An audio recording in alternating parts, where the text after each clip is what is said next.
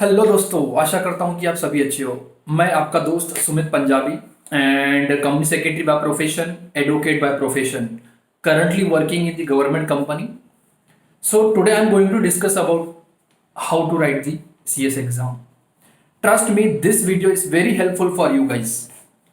आप कहीं भी क्लास लगाए हो, मैटर नहीं करता है। आप एग्जाम कैसे लिख रहे हो वो मैटर करता है। आपने पूरा साल क्या उखाड़ लिया कुछ मैटर नहीं करता है। आप एग्जाम में 3 घंटे क्या उखाड़ते हो वो मैटर करता है। आपका कॉन्सेप्ट क्लियर है नहीं क्लियर है वो मैटर नहीं करता। आप लिखते कैसे हो उसको वो मैटर करता है। यस दोस्तों, ये 3 क्वेश्चन पे मैं आपको आज आंसर देने वाला हूं। ये एक्सपीरियंस पे बेस्ड है मेरा वीडियो। मेरे खुद के एग्जीक्यूटिव के मार्क्स अगर आप बात करेंगे 70+ है। ट्रस्ट मी, 70+ है, मैं झूठ नहीं बोलता हूं। स्टिल कुछ कुछ सब्जेक्ट ऐसे हो जाते हैं जिसमें बच्चा वीक रहता है, बट मैं वीक वाले सब्जेक्ट की बात नहीं कर रहा हूं। मैं सिर्फ इस पे फोकस करूंगा कि एग्जाम कैसे लिखना, specially law subject in CS executive या सीएस प्रोफेशनल। एंड गारंटी के साथ मैं आपको ये कह सकता हूं कि अगर आपने मेरे फंडे को यूज किया, भाई आपको 60+ लाने से कोई भी नहीं रोक सकता। सर मैंने क्लास नहीं लगाई, अरे मेरे भाई कोई दिक्कत नहीं, तू सिर्फ मेरे फंडे को यूज कर। ट्रस्ट मी, 60+ तो मिलेंगे ही मिलेंगे। तो ऐसे कौन कौन से पॉइंट्स है? 2 कैटेगरी से आपके पेपर राइटिंग में समझ लो पहले कि पेपर आपको किस किस चीज पे फोकस करना है और किस किस चीज को अवॉइड करना है। तो मैंने पॉजिटिव पॉइंट्स और नेगेटिव पॉइंट्स दोनों सेपरेट किया हुआ है। पहले मैं बात करता हूं पॉजिटिव पॉइंट। देखो, आप जब भी किसी क्वेश्चन का आंसर लिखते हो तो पहला प्रिंसिपल क्या होना चाहिए? First think then draft. पहले सोच फिर लिख। हम क्या करते हैं, पेन चलाना शुरू कर देते हैं गड़बड़ी में, अरे बाप रे ये क्वेश्चन तो आ रहा है मुझे, मस्त एकदम शुरू कर देते हैं। नहीं, भले ही क्वेश्चन आपको अच्छे से आता हो कोई दिक्कत नहीं है। First think then draft. अरे यार 5 मिनट का एक क्वेश्चन रहता है, अगर 1 मिनट सोचेंगे ना तो वो क्वेश्चन 3 मिनट में निपट जाएगा। पहले सोचिए कि कंटेंट क्या लिखना है, क्योंकि समझ लीजिए ये ऐसा क्यों है।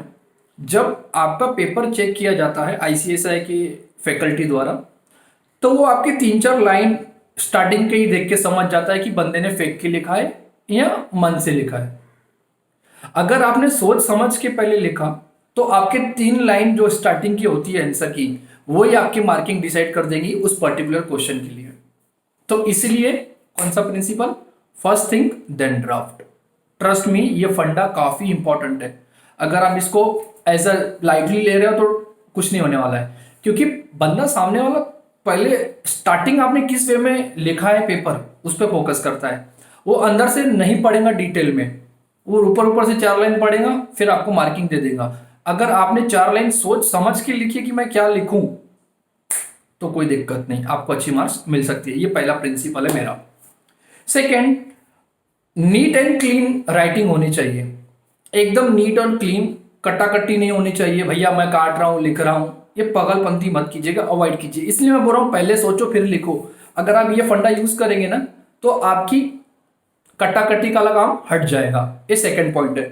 थर्ड पॉइंट क्या आता है? रिफर सेक्शन या केस लॉ। अगर याद आते हैं तो लिखो, नहीं आते तो भूल जाओ, कोई दिक्कत नहीं। कंटेंट पे फोकस करो, कंटेंट। नेक्स्ट आता है क्वांटिटी। काफी फैकल्टीज मार्केट में, काफी टीचर बोलते हैं कि कम लिखो, कम में अच्छा लिखो। ये मैटर नहीं करता। मैटर क्या करता है कि क्वेश्चन किस वे में सामने वाले इंस्टीट्यूट ने आपसे पूछा है। अगर क्वेश्चन डिमांड करता है कि आप ज्यादा लिखो तो भले वो 5 मार्क का हो, आपको ज्यादा लिखना ही है। आप क्रिस्पी एंड शॉर्ट नहीं जा सकते हो। ये कुछ कुछ डायरेक्ट क्वेश्चन, शॉर्ट क्वेश्चन आ जाते हैं जहां पे क्रिस्पी और शॉर्ट वे में आप पेपर लिख सकते हो। लेकिन जैसे केस लॉ आ गया तो भैया आपको क्वांटिटी पे फोकस करना जरूरी है। जरूरी है मतलब 100% जरूरी है। किसी का कुछ भी नहीं हो सकता। 2 पेज चलेगा, 2.5 पेज चलेगा, कोई दिक्कत नहीं, 5 मार्क का क्वेश्चन है तो, लेकिन प्रॉपर आना चाहिए कंटेंट। मेरे भाई कंटेंट तो लिख। तू सिर्फ शॉर्ट शॉर्ट लिखना है, डायरेक्ट डायरेक्ट लिखना है, लिखना कोई दिक्कत नहीं है, बट जहां पे डिमांड है वहां पे तो तू प्रॉपरली लिख क्वांटिटी के हिसाब से। तो क्वांटिटी किस पे डिपेंड करती है, आपका क्वेश्चन कैसा है, ये चीज है। सेकेंडली, क्वेश्चन में जब आप आंसर लिखते हो, क्वेश्चन को कम से कम 2 बार तो ट्राई कीजिए, पढ़िए। नहीं पढ़ते हो तो एक बार पढ़ रहे हो ना, तो एक डायग्राम बना लीजिए, एक चार्ट बना लो जिसमें आप क्वेश्चन को अंडरस्टैंड इजिली कर लो, ताकि आपका समय खराब ना हो। डायग्राम होंगी तो आपका क्लियर हो जाएगा माइंड। सेकंड, स्टार्ट कैसे करना। फॉर एग्जाम्पल कोई भी क्वेश्चन आ जाता है अगर, तो पहले सोचना है फिर लिखना है। अब पहले आपको लिखना है गिवन, कि क्या दिया हुआ है, कि फलाने क्वेश्चन में ये लाइन दी हुई है, फिर फलाना प्रोविजन ये बोलता है, एज पर लॉ ऐसा ऐसा बोलता है, फिर मेरा क्या मानना है, कंक्लूजन। ये 3 पॉइंट आने चाहिए। इस वे में आपको क्वेश्चन का आंसर लिखना है। अगर केस लॉ है तो, डायरेक्ट क्वेश्चन है तो शुरू कर लीजिए आप। सो ये पॉइंट्स है जो आपको दिमाग में 100% रखने हैं। इसके अलावा प्रेजेंटेशन काफी प्रॉपर होना चाहिए। Quality and quantity and content, इन 3 चीजों पे आपको फोकस करना है। सोचो, अगर आप सोचेंगे ना तो ट्रस्ट मी आपका पेपर काफी अच्छा जाने वाला है। सोचो, अगर सोचेंगे नहीं, डायरेक्ट पेन घुमाएंगे तो आपका काम खराब हो सकता है। इसके बाद आपका क्वेश्चन मोर प्रेजेंटेबल होना चाहिए। पैराग्राफ वाइज लिखिए आंसर को, जो इंपॉर्टेंट पॉइंट है उन्हें अंडरलाइन कीजिए, ब्रैकेट कीजिए, ताकि सामने वाले का उस पर फोकस ज्यादा पड़े। अगर केस लॉ याद है तो केस लॉ लिखिए, अदरवाइज भूल जाइए। उसके अलावा क्या आता है कि जब आप क्वेश्चन लिखते हो तो क्वांटिटी भी अच्छी लिखनी है। If you get a time in last, तो पेपर को एक बार चेक कर लेना कि मैंने क्वेश्चन प्रॉपरली लिखे कि नहीं लिखे। क्वेश्चन नंबर हम नहीं लिखते प्रॉपरली, तो ये एक पॉजिटिव एरिया है जो आपको फोकस करना है। ये सब पॉजिटिव एरिया है। अगर मैं नेगेटिव एरिया की बात करता हूं तो सबसे पहले चीज क्या आती है मैं आपको बता देता हूं। Don't use any short form. मैंने काफी बच्चों को, स्टूडेंट्स को देखा है, क्या करते हैं वो, कंपनीज एक्ट 2013 लिखना उनको जान पे आता है, तो वो क्या लिखते हैं, CA, 2013। अरे मेरे भाई पूरा लिखना। और काफी बच्चे लिखते हैं CAG, एज पर CAG। What is CAG? पूरा लिखो ना, controller auditor general of India. तो शॉर्ट फॉर्म यूज ना कीजिए, इसे अवॉइड कीजिए। सेकंड पॉइंट, मल्टीपल कलर का पेन यूज ना कीजिए, सिंगल कलर का पेन यूज कीजिए, आइदर ब्लू और ब्लैक, जो आपकी जिसपे आपका अच्छा कमांड बैठता है। इसके अलावा अगर हो सके तो कैलकुलेटर लेके जाइए हर पेपर में, वो भले थ्योरी हो या प्रैक्टिकल हो, टैक्स हो या अकाउंट्स हो, कैलकुलेटर आपके बैग में होना चाहिए। कभी भी काम पड़ सकता है, कंपनी लॉ में भी कभी भी काम पड़ सकता है। वो बैलेंस शीट बनाने के लिए दे देगा, या कैलकुलेशन किसी चीज का दे देगा, CSR अप्लीकेबिलिटी पे क्वेश्चन दे दिया प्रैक्टिकल, उसको आपको कैलकुलेट करना है, तो कैलकुलेटर आपके साथ रहेगा। तो ये एक पॉजिटिव एरिया है। उसके बाद फेक राइटिंग मत कीजिए। फेक राइटिंग मतलब, लिखो, मैं ऐसा नहीं बोल रहा हूं, आप थोड़ा घुमा के भी लिख सकते हो, मन से लिख सकते हो, नो डाउट, लेकिन ऐसे भलते ही मन से नहीं लिखने का है, हवाओं में बातें कर रहे हैं। रिलीवेंट पॉइंट होना चाहिए, सामने वाले को कैच करना है बस।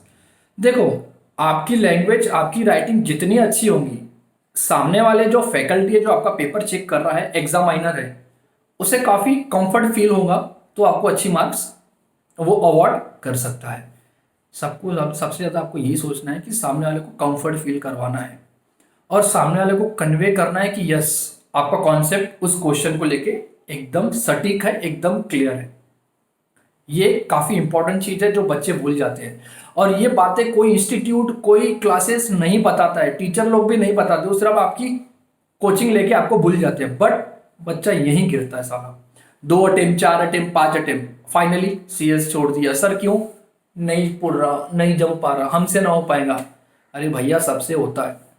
अरे मेरे जैसे बंदे से हो गया यार, हिंदी मीडियम से हूं मैं, ABCD की प्रैक्टिस करता था मैं ग्रेजुएशन लेवल में, CS एग्जीक्यूटिव में आने के बाद हर वर्ड की हिंदी में मीनिंग लिखता था। आज मुझे हर एक वर्ड की मीनिंग पता है हिंदी में, जो आपके लीगल वर्ड्स है। मेहनत करो ना, मेहनत नहीं करते तो हम बच्चे बोलते CS हार्ड है, फिर बोलते, गाली मारते इंस्टीट्यूट को, कैसे हार्ड पेपर पूछते हैं। हार्ड कुछ नहीं है, तूने कितना मेहनत किया मुझे वो बता। अभी तेरे पास टाइम कम है, फोकस कर, हार्ड वर्क कर, 15 से 20 घंटे डेली पढ़, मजाक नहीं कर रहा हूं, तेरा पेपर क्लियर है, फोकस करो। ये पॉइंट पे ज्यादा फोकस करो जो मैंने आपको बताया, ये काफी इंपॉर्टेंट है और बच्चे स्किप कर लेते हैं। एंड ट्रस्ट मी, इस वे में आपका क्वेश्चन, अगर आप आंसर दे रहे हो क्वेश्चन का, तो आपको 70+, 60+ कोई देने से नहीं रोक सकता। इसके अलावा और एक चीज है, प्रॉपर क्वेश्चन नंबर डालना, ये भी एक इंपॉर्टेंट है। तो ये आपको मैंने पॉजिटिव और नेगेटिव पॉइंट्स दोनों बता दिए। अब मैं आपको एक क्वेश्चन देता हूं और मैं बताता हूं कि इसको लिखना कैसे। ये काफी इंपॉर्टेंट है। सपोज एक कंपनी है, mister Sumit Punjabi is appointed as a company secretary in ABC Private Limited. He, Mr. Punjabi, has issued a notice for convening the AGM without the approval of Board of Director and the Chairman. ये आपका question आया exam में. Now you have to explain whether the notice given by the company secretary without the approval of the board is valid or not. ये आपका question है. अब इसको लिखना कैसे है मैं आपको ये बता देता हूं. ये प्रैक्टिकल क्वेश्चन आ चुका है, 2017 में आया था कंपनी लॉ में, मेरे ही अटेम्प्ट में आया था ये. तो इसको लिखना कैसे, प्रेजेंट कैसे करना, मैं उस पर बात कर रहा हूं. सुनो, सबसे पहले मैंने क्या बोला, कंपनी सेक्रेटरी है एक कंपनी का, उसने नोटिस इश्यू किया. फैक्ट्स क्या है वो लिखो. गिवन, पहला पॉइंट क्या है आपका, गिवन. अब जब आप गिवन लिखते हो, गिवन लिखने के बाद कॉलम देना है और उसको अंडरलाइन करके एक लाइन छोड़ के मिडल से लिखना है, मिडल से. In the given case mister Punjabi is a company secretary and he has issued a notice without the approval of the board of director. ये गिवन है, मतलब ये फैक्ट है जो आपके क्वेश्चन में पूछा गया है.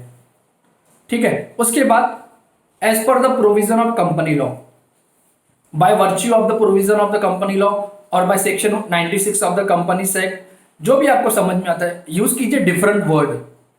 हर वर्ड को डिफरेंट वे में प्रेजेंट कीजिए. अकॉर्डिंग टू, एज पर, बार बार ये यूज ना कीजिए. By virtue of section this, इस वे में आपको प्रेजेंट करना है.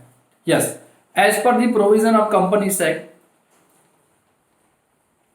आप कॉलम दे दीजिए एक लाइन छोड़ के, उसमें लिखिए. सबसे पहले मैं एजीएम की बात करता हूं. एजीएम क्या होता है उस पर 2 लाइन लिखिए. एजीएम क्या होता है उस पर 2 लाइन लिखिए ना. उसके बाद लिखिए कंपनी सेक्रेटरी क्या होता है, उसके लिए 1 या 2 लाइन लिखिए, काफी ज्यादा लिखने की जरूरत नहीं है. Company secretary is the key manager person and the officer of the company. ठीक है, ये 2 लाइन आपने लिख दिया. पहले आपने एजीएम के बारे में थोड़ा बहुत लिखा कि AGM means the annual general meeting of the shareholders. Every company needs to conduct and convene the AGM every year except OPC. इस वे में आपको ऐसा लिखना है. फिर कंपनी सेक्रेटरी, देन आफ्टर आपको आना है who is legal authority to convene the AGM. Who is legal authority और who is authority to issue a notice of the AGM. Yes, कौन है अथॉरिटी बेटा, बोर्ड ऑफ डायरेक्टर. तो यहां पे आपको थोड़ा बोर्ड ऑफ डायरेक्टर के बारे में लिखना है, थोड़ा सा स्ट्रेट फॉरवर्ड लिखना है कि बोर्ड ऑफ डायरेक्टर क्या होते हैं. उसके बाद उनके पास पावर होता है कि they can call any time the AGM after the end of the financial year. जो भी प्रोविजन है एजीएम की आपको वो लिखना है. और चेयरमैन साइन करता है नोटिस, ड्राफ्ट नोटिस बिना अप्रूवल के कंपनी सेक्रेटरी भेज नहीं सकता है. फिर उसके बाद लास्ट में आ जाना है आपको, उसमें लिखना है from the above discussion and the parameters and the provisions of the law it can be concluded that a notice sent by Mr. Punjabi, who is a company secretary, is not valid in law. It's not valid in law. He needs to take the approval from the board for sending the revised AGM notice. इस way में आपको present करना है. आपका logic clear हो रहा है क्या? देखो क्वेश्चन क्या था, क्वेश्चन ये था कि सीएस ने नोटिस इशू किया, लेकिन मैंने क्या क्या लिखा यहाँ पे, एजीएम के बारे में लिखा, सीएस के बारे में लिखा, बोर्ड ऑफ डायरेक्टर के बारे में लिखा, फिर उसके बाद कंक्लूजन अपना खुद का आंसर लिखा. मतलब जो डायरेक्ट क्वेश्चन है वो तो लिखना ही है, और जो एक्सिलियरी है, जो रिलेटेड है या सब्सिडियरी पॉइंट्स है, उसको भी आपको लिखना है. इससे क्या होने वाला है, आपका जो आंसर रहेगा ना काफी डिफरेंट रहने वाला है जो आपके साथ में पेपर दे रहे हैं. अब कोई दूसरा बंदा है, उसने अगर ऐसा बोला होगा, सेम क्वेश्चन उसने सॉल्व किया होगा, तो उसने किस वे में सॉल्व किया होगा मैं आपको बताता हूँ. उसने सिर्फ डायरेक्टली ये शुरू किया होगा, as per companies act the proper authority is the board of director to issue a notice of the board AGM annual general meeting. खत्म.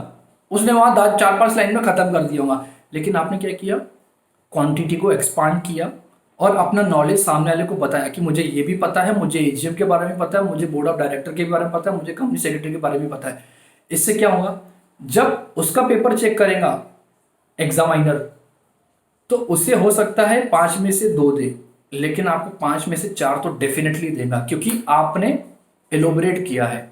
आपने डायरेक्ट जो क्वेश्चन का आंसर था वो तो लिखा ही है, प्लस जो सब्सिडियरी या एंसिलियरी मैटर थे उसको भी आपने लिखा है। इस वे में आपका क्वांटिटी बढ़ जाता है तो स्पीड आपको ज़्यादा अच्छे से मेंटेन करनी है। एंड ट्रस्ट मी, अगर आप ऐसा लिखेंगे हर क्वेश्चन का आंसर इसी वे में, जो डायरेक्ट पूछा है वो तो लिखना ही है, और जो इनडायरेक्ट क्वेश्चन है उसने नहीं पूछा फिर भी आप लिख रहे हो, उस पर आपको ज़्यादा मार्क मिलने के चांसेस होते हैं। और इस वे में अगर आप राइट लिखते हो तो क्वांटिटी बढ़ जाता है, तो इसलिए आपको स्पीड अच्छे से मेंटेन करना काफ़ी ज़रूरी है, अदरवाइज आपका पेपर छूट जाता है। अब ये जो टेक्निक बताया ये सिर्फ कंपनी लॉ के लिए नहीं है, ये टेक्निक सभी लॉ सब्जेक्ट के लिए है। ट्रस्ट मी, आपको 60 मार्क्स अगर लाने हैं, 70 मार्क्स अगर लाने हैं तो ये टेक्निक को फॉलो कीजिए। मैंने हर पेपर में, जब मैं एग्जीक्यूटिव में था, प्रोफेशनल में था, मैंने इसी तरीके से इसी फंडे को यूज़ किया। मुझे काफ़ी अच्छी मार्क्स थी। कंपनी लॉ में 72 थी, इकोनॉमिक एंड कमर्शियल लॉ में 73 थी। तो this was the my marking. And trust me, अगर ऐसा क्वेश्चन का आंसर आपने ड्राफ्ट किया तो आपका क्वेश्चन का पेपर का जो मार्किंग है काफ़ी अच्छा हो जाता है, और जो आपके साथ में पेपर दे रहा है उससे बेटर प्रेजेंटेशन आपका होगा, उसका बेटर प्रेजेंटेशन एंड कंटेंट आपके होंगे। ट्रस्ट मी, इस चीज़ को फॉलो करो। एंड यस, मेरे चैनल को प्लीज़ लाइक कीजिए, सब्सक्राइब कीजिए एंड कमेंट जरूर कीजिए कि ये वीडियो कैसा लगा। अगर आपको कंपनी लॉ पे कोई भी डाउट है, कोई भी, डायरेक्टली कमेंट करो, मैं आपके डाउट को सॉल्व करूंगा। सो आज के लिए मैं इतना ही कहना चाहता हूं। And all the best for your exam. Please social media से दूर रहे और मेहनत करो। काफ़ी समय कम बचा है, 20-25 दिन है आपकी एग्जाम में। तोड़ दो फाड़ दो, आपको सीएस बनना ही है। Thank you.